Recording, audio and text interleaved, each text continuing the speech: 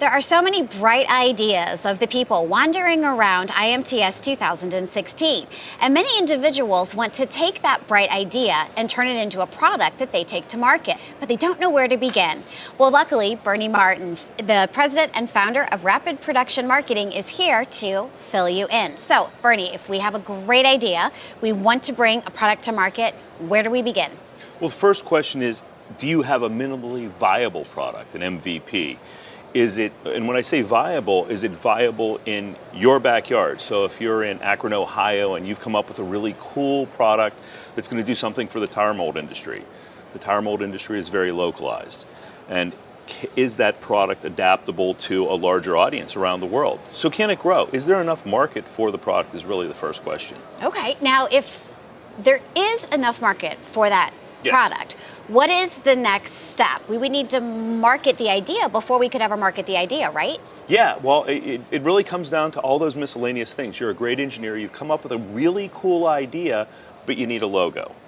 And sometimes engineers aren't the best people to come up with a logo because we have to stitch the logo, and we have to put the logo on Twitter and Facebook and various media. And so development of that logo, that's the brand that you're going to live with. That's what they're going to identify you with for a long time to come. So the logo becomes the very first piece that you've really got to put some thought into. It may not seem like a big deal, but surprisingly, I've seen companies mired in that logo development for a year. Interesting. Now, aside of a logo, what other marketing pieces do we need to put together in the beginning? At the very beginning, you have to take a look at what your launch strategy is going to be. So when you get to launch, how's it look at launch, and then how's it look 5 years from now, 10 years from now? What do you want to be when you grow up? Okay? But before you get to that launch strategy, you have to take a look at some other basic things that are monotonous and not fun to do. Like pricing.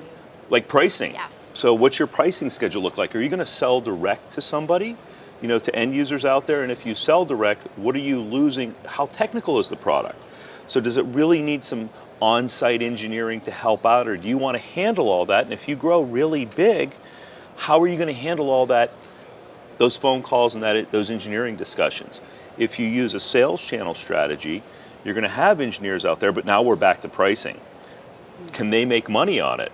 So yes, all my friends tell me that this is a great idea and they're willing to spend this much for it.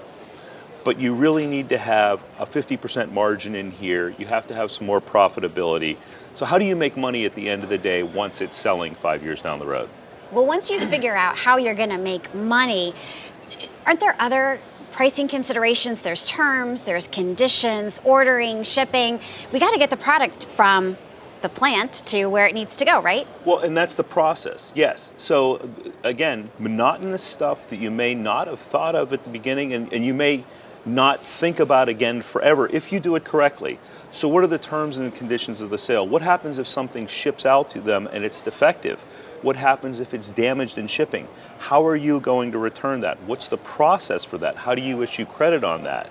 A variety of warranty type things that nobody thinks about. It's like, well, I'll just give an unconditional 1-year warranty. Well, what if the real implementation of your product takes a year and a half, so people look at it and you're a consumer as well? Well, that's not real because it's not going to be working for a year and a half. So what may seem simple at first really requires you to sit down, start to think about how you're going to do it. What's your shipping policy? Have you looked at a UPS schedule or a FedEx schedule and saw how far it's going to take to people? We can deliver product within 48 hours. Well, if you're guaranteeing delivery of product in 48 hours, and you're saying, I'm going to eat that cost, well, what's red label to Alaska from Chicago? So many pricing, costing, shipping, really like nitty-gritty logistical details that absolutely make a huge impression. Once you have all these figured out, it's time to have fun with marketing, right? It's time to figure out the who, the what, the when, the where, the why, the how. Well, it is. It's who, what, when, where, why, and how. And the how is where the big problem comes in. Because how many people do you have? If you're going to be on Instagram or Twitter or Snapchat, which is really hot at this show right now, the IMTS hashtag is, crazy. Well, getting on there and maintaining that, because that's another communication channel. That's as as important as when your phone rings that you have to answer it or you get a text message. How are you responding when the questions come in on Instagram or Facebook? You need staffing to do that. How's that going to work? Now, then we get back to the square one. That's the bigger issue. That's the happy problem to have. The first thing that you need to do is, what's that look like? What am I going to post? What am I going to share? Do I have material? Do I have images of my product? Do I have pictures? Do I have functional pictures of it in use? And not just the same ones. And what happens is a lot of times when you invented the product, you have all these great, awesome pictures, but it's all of the same thing from a different angle. Now you need application stuff. So once it's implemented, how are you going to go out there and get that really cool application stories back in there to share it with your audience? Well, how do we get the product out there? Talk to us about launch strategy. So launch strategy is completely different from what we were just talking about. At launch, you have to approach it a little bit differently. There's a lot of materials that you need that people don't often think about. So you need shirts, you need business cards, you need a product catalog, you have to develop an electronic price list. These are all things that have to be sent out. A trade show booth, you have to design the trade show booth.